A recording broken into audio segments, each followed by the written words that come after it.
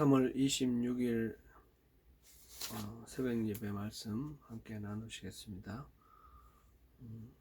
오늘부터 고난주간 특별 새벽 기도를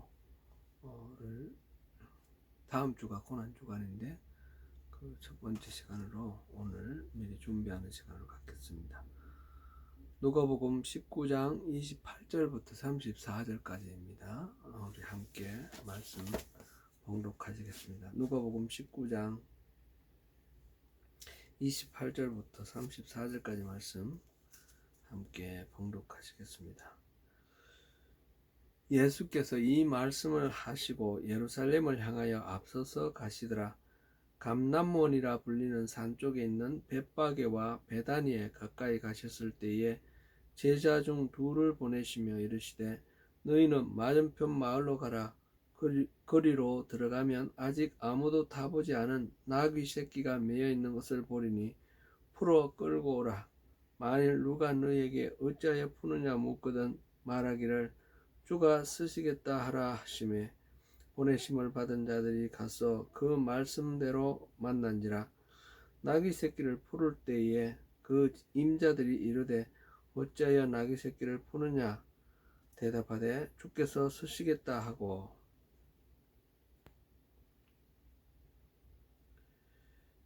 아멘.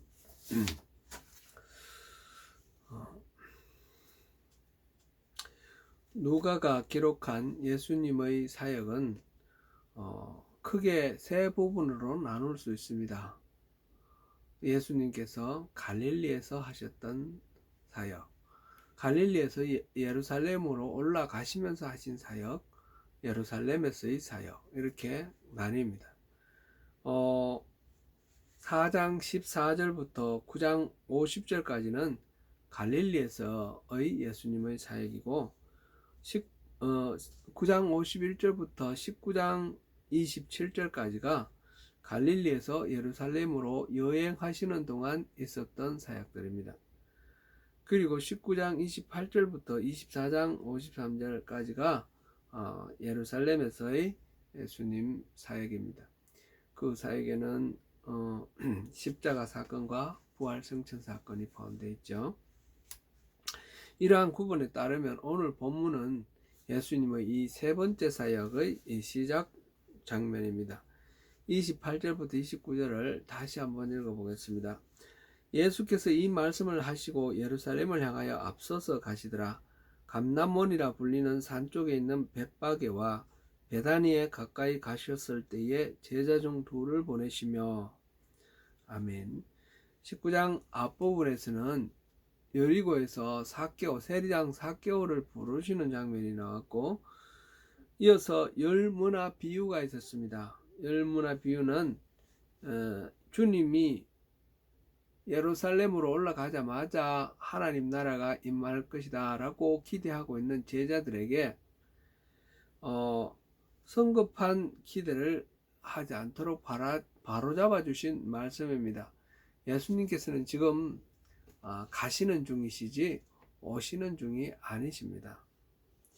메시아의 통치는 십자가의 죽음과 부활과 승천 이후에 주님께서 다시 오실 때에 이루어지는 것입니다. 그때까지 제자들은 주님께서 주신 사명들을 성실하게 잘 감당하고 기다려야 합니다. 이 말씀을 하시고 주님은 예루살렘을 향하여 앞서서 가셨습니다.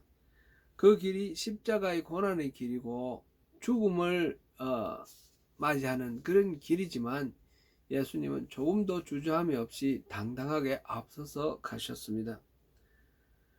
흔들림 없이 사명에 충실하게 임하시는 주님의 모습을 여기서 확인할 수 있습니다. 벳바게와 베다니에 가까이 가셨을 때 그랬는데, 벳바게와 베다니는 예루살렘 동편에 있는 감람산 기슭에 있는 마을입니다. 감람산은 예루살렘보다 약간 더 높은 그런 산인데, 그 여리고에서 지금 예루살렘을 향해 올라오시는 중인데, 올라오다 보면 예루살렘에 동쪽 기슭에 베다니가 있었고, 그 꼭대기를 지나면 벳바게가 있었습니다. 그러니까 베다니를 거쳐 벳바게로 가까이 갔을 때에 이렇게 우리가 읽으면 되겠습니다. 어, 이 마을에 가까이 갔을 때 제자 둘을 보내서 예루살렘 입성에 필요한 것들을 준비하게 하십니다. 그것이 무엇인가?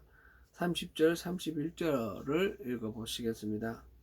이르시되 너희는 맞은편 마을로 가라. 그리로 들어가면 아직 아무도 타보지 않은 나귀 새끼가 매여 있는 것을 보리니 풀어 끌고 오라. 만일 누가 너희에게 어찌하여 푸느냐 묻거든 말하기를 주가 쓰시겠다 하라 하시매. 여기서 말하는 맞은편 마을은 마태복음 21장 1절에 의하면 벳바게입니다. 그 마을에 들어가서 준비한 것이 다름 아니라 나귀 새끼입니다. 갈릴리에서 예수께서 여기까지 예루살렘에 지금 바로 면한 그런 감람산 기슭에 이 벳바게에 왔는데 그동안 걸어오셨죠. 나귀를 타신다거나 뭐 낙타를 타신다거나 말을 타시거나 무슨 탈 것을 타고 오신 게 아니라 늘 걸어오셨습니다. 그런데 새삼스럽게 지금 여기서 왜 나귀 새끼를 끌고 오라 하셨을까요?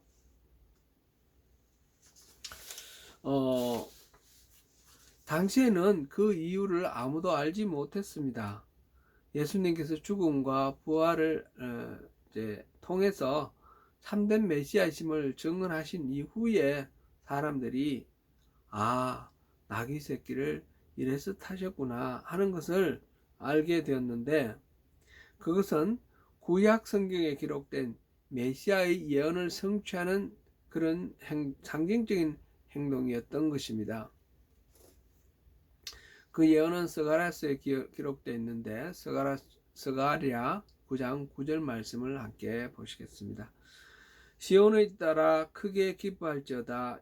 예루살렘의 따라 즐거이 부를지어다. 보라, 내 왕이 내게 임하시나니 그는 공의로우시며 구원을 베푸시며 겸손하여서 나귀를 타시나니 나귀의 작은 것 곧 나귀 새끼니라.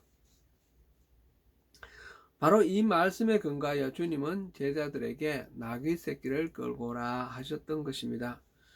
또한 주님은 그 나귀 새끼를 어디서 구할지 알고 계셨습니다. 어떤 신학자들은 이 대목에서 주님께서 미리 그 나귀 새끼의 주인에게 이야기를 해두었다 라고 그렇게 설명을 합니다. 그래서 주께서 쓰시겠다라는 이 말이 일종의 암호처럼 이 말하면 알아차리도록 그렇게 했다라는 것이죠. 뭐 그럴듯한 이야기 같습니다. 그러나 근거는 없습니다. 22장에서는 유월절을 준비하기 위해서 두 제자 베드로와 요한, 오늘 이 본문에서 제자 둘 중에 이렇게 언급하는 부분도 아마 베드로와 요한이 아닐까 짐작이 되는데, 아무튼 그 유월절 준비하기 위해 베드로와 요한을 보내시면서 물동이를 이고 가는 여인을 만날 텐데 그를 따라가서 유월절을 준비할 방을 달라고 요청하라고 그렇게 명령하십니다. 그 부분도 지금 오늘 이 본문과 비슷한 상황입니다.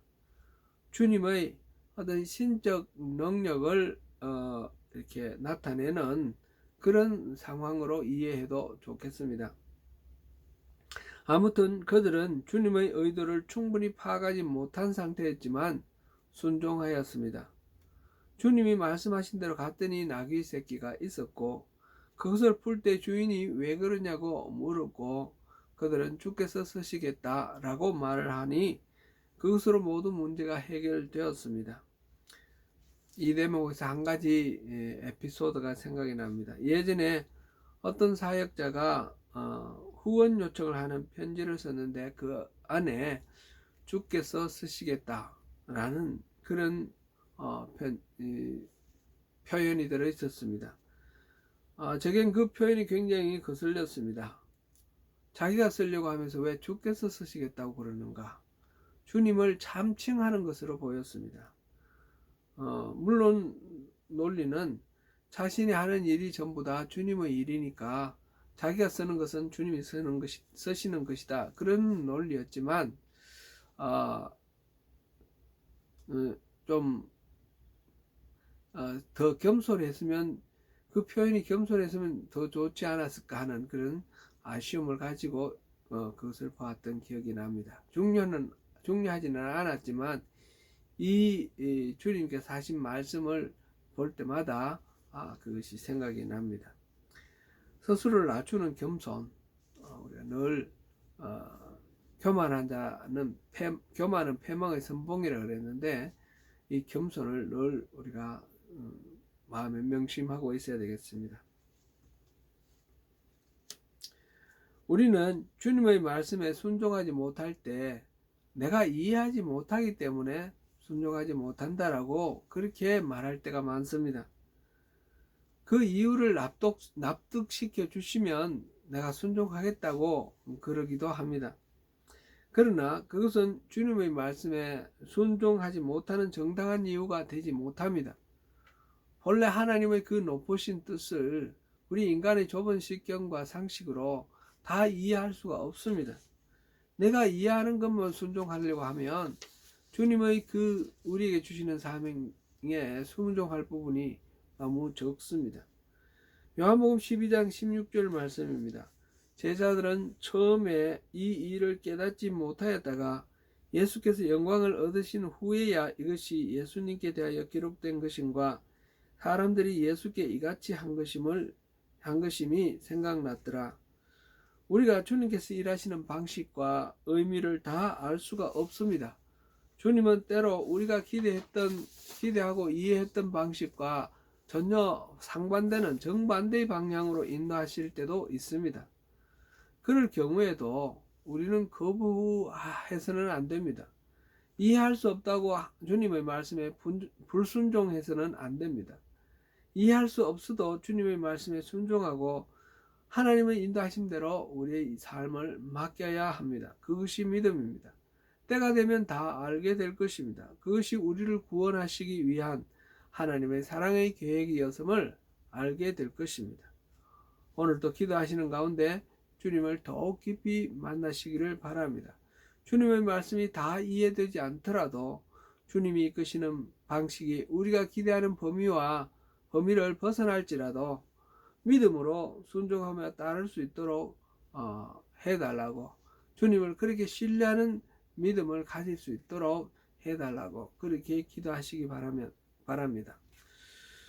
고린도전서 13장 12절에 이런 표현이 있습니다. 우리가 지금은 거울로 보는 것 같이 희미하나 그때는 얼굴과 얼굴을 대하여 볼 것이요 지금은 내가 부분적으로 아나 그때는 주께서 나를 아신 것 같이 내가 온전히 알리라.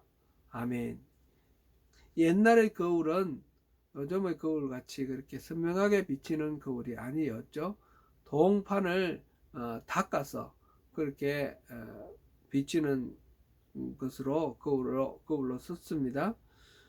그래서 흐릿하게 윤곽만 보일 뿐이지 정확하게 보이는 것은 아니었습니다.